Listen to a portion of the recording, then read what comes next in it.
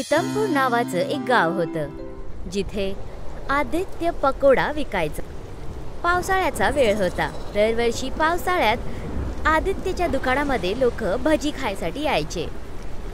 एक दिवस खूप जोरात कितामपुरामध्ये पाऊस यायला लागला आणि तेव्हा एक माणूस आदित्यकडे येतो.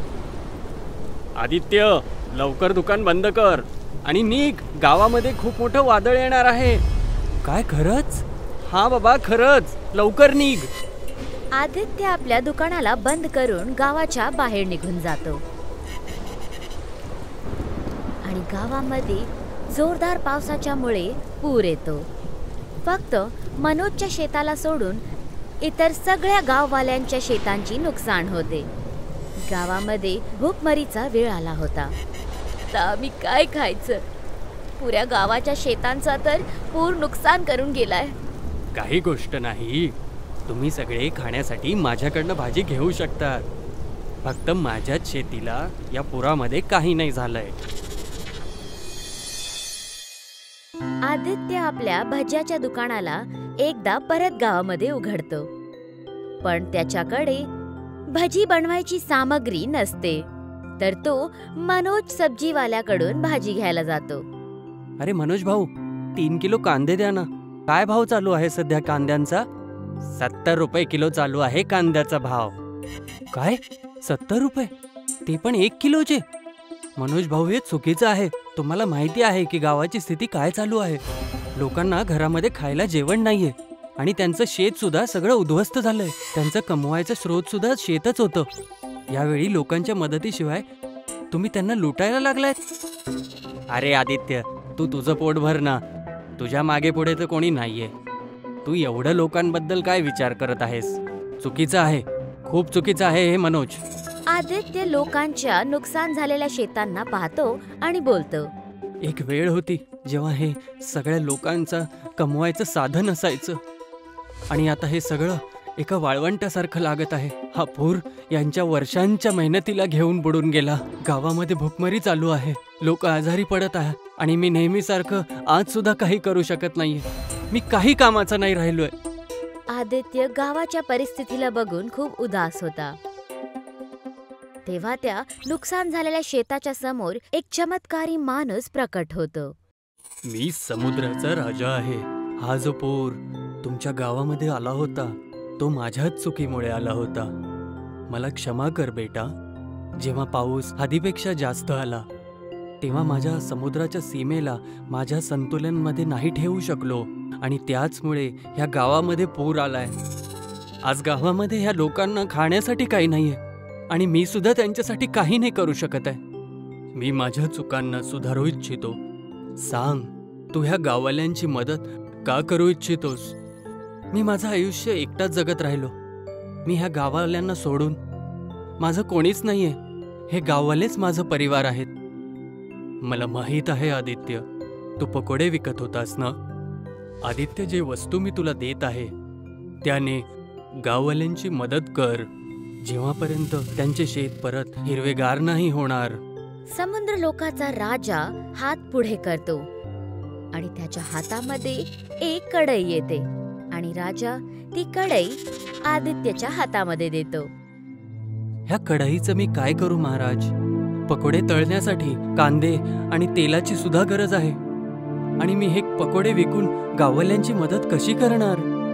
ही अशी तशी कढई नाहीये. याच्यामध्ये तुला तेलाची गरज नाही पडणार. त्याच्यामध्ये तू पाणी टाक आणि कुठल्याही भाजीची गरज नाही पडणार. पुरामध्ये आलेल्या दगडांना यामध्ये टाक, ते पकोडे बनून जातील. आदित्य ती कढई घेऊन आपल्या घरी निघून जातो आणि त्या कढईमध्ये पाणी ओततो आणि मग त्याच्या आत दगड टाकतो. ती दगड थोड्या वेळानंतर भजींमध्ये परिवर्तित होतात. हे तर खरंच पकोड्यामध्ये बदलले. मी उद्यापासूनच हे गाववाल्यांना विकायला चालू करतो, ते सुद्धा एकदम कमी दामामध्ये. आदित्य गावामध्ये भजी विकायला सुरुवात करतो. तेव्हा तिथे एक माणूस त्याच्या जवळ भजी खाण्यासाठी येतो. मला थोडे पकोडे दे ना बेटा. माझी एक छोटी मुलगी आहे, तिने खूप दिवसापासून काही नाही खाल्लंय. तिची तब्येत सुद्धा ठीक नाहीये. बेटा, थोडं खाण्यासाठी पकोडे देतोस? बिलकुल चिंता नका करू, मी आत्ता देतो. आणि याचे पैसे द्यायची सुद्धा तुम्हाला काही गरज नाहीये. बस तुम्ही तुमचं आणि तुमच्या मुलीवरती लक्ष ठेवा. आणि हे घ्या, याला आता इथेच खाऊन घ्या. जसंच तो माणूस त्या भजींना खातो तर असं वाटतं जसं त्याच्यामध्ये एक नवीन प्राण आले आहेत. तो खातानाच एकदम दुरुस्त होऊन जातो. हे तर चमत्कारी पकोडे आहेत. याला खाल्ल्यानंतर माझ्या पाठीचं दुखणंच बंद झालं आणि आता मला तंदुरुस्त झाल्यासारखं वाटत आहे. हे जादूचे पकोडे आहेत. याला मी दगडांपासून बनवलं आहे. याला खाऊन लोकांचं आजारपण पण दूर होणार आहे.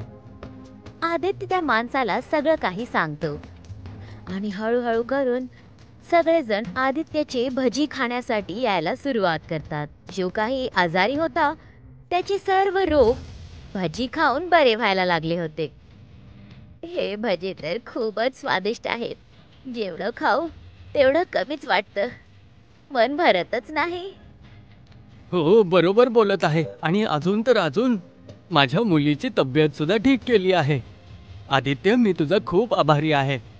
अशा अवघड वेळी तू ह्या गावाला खूपच साथ दिलेली आहेस. गावामध्ये सगळीकडे फक्त आदित्यच्या जादुई भजींची चर्चा होत होती. हे सगळं पाहून मनोजला अजिबात नाही आवडत. आता या लोकांना काय झालंय? कोणी माझ्याकडनं भाजीच विकत घेत नाहीये. सगळे त्या आदित्यच्या पकोड्यामुळे विचार केला होता की नवीन बंगला खरेदी करेल. पण हे आदित्यनं माझे सगळे स्वप्न तोडून टाकले. मला लवकरच याचं काही ना काहीतरी करावंच लागेल. मनोज मनातल्या मनात एक योजना बनवायला लागतो. तेव्हा त्याच्या समोर गावाचे प्रधान येतात. आता तरी भाजी जरा कमी भावामध्ये विकायला चालू कर मनोज, नाहीतर तुझं नवीन दुकान बुडून जाईल आणि त्यातून कधी बाहेर नाही येऊ शकणार आणि नंतर यातून तू सांभाळू शकणार नाही स्वतःला. गावाची स्थिती आता वेळेनुसार बरोबर होत चालली आहे आणि भूकमारी जी होती ती आदित्यने नीट करून टाकली आहे. तुम्ही बरोबर बोलत आहात प्रधानजी, पण हे जादूचे पकोडे आदित्य बनवतो तरी कसे आहे? त्याला समुद्राच्या राजाने एक कढई दिली होती ज्याच्यामध्ये दगड टाकला की ते पकोड्यामध्ये बदलून जातात. आणि अजून तर अजून त्यामध्ये तेल टाकायची गरज पण नाही पडत.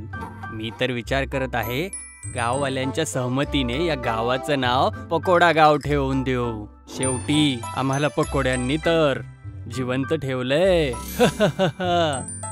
असं बोलून तो तिथून निघून जातो. जेव्हा आदित्य आपल्या दुकानाला बंद करायला जात होता तेव्हा तिथे मनोज येतो. आदित्य, मी आत्ता बघितलं की समुद्राच्या किनाऱ्यावरती एक मुलगा फसलाय. मला पोहायला नाही येत. मला असं वाटतंय तू त्याला वाचवून घे. अच्छा, ठीक आहे, मी आत्ता चालला जातो. आदित्य ताबडतोब समुद्राकडे पळून जातो आणि मनोज स्वतःला बोलतो, हा तर खरंच मूर्खाच निघाला. आता मी याच्या दुकानातून ती कढई चोरून घेईल. मग कोण बनवतं जादुई पकोडे मी तर बघतोच. मनोज ती कढई डोक्यावर ठेवून जायला लागतो. तेव्हा एक मोठा प्रकाश त्याला दिसायला लागतो आणि त्याच्या डोक्यातून ती कढई खालती पडून जाते. हे कसला उजेड आहे? तेव्हा तिथे तो समुद्राचा राजा प्रकट होतो. आपल्या स्वतःला सांभाळ आणि बघ, मी जे तुला दाखवत आहे. एक मुलगा होता जो किटामपुरामध्येच राहत होता. तो दिवस रात्र लोकांच्या मदतीमध्येच लागलेला असायचा. मावशी द्या, मी हे ओझं तुमचं उचलतो. तो त्या म्हाताऱ्या आईची मदत करतो. त्याचं सामान तो घरापर्यंत पोहोचवून देतो. त्याच्याजवळ खायला सुद्धा काही नाही आहे. काही दिवसांपर्यंत तो फक्त समुद्राच्या तटावरती असतो, बिना काही खाता. त्याच्यासोबत कोणी बोलायला नसतं. तेव्हा तो कुत्र्यांसोबत बोलायचा. पण तो मुलगा नेहमी हसत राहायचा. आज तर खूप जास्त जेवण मला मिळालं, पण मी एकटाच खाऊन माझं का पोट भरू? चला, मी माझ्या मित्रांसोबत आपलं जेवण मिळून वाटून खाईल. जोरात पावसामुळे त्याच्या डोक्यावर छत सुद्धा नव्हतं, पण मी त्याला कधीच तुटताना नाही पाहिलं. आणि जेव्हाही कुठल्या गाववाल्याची मदत करायची वेळ आली तर तेव्हा मी कधीच त्याला नाही म्हणताना नाही ऐकलंय.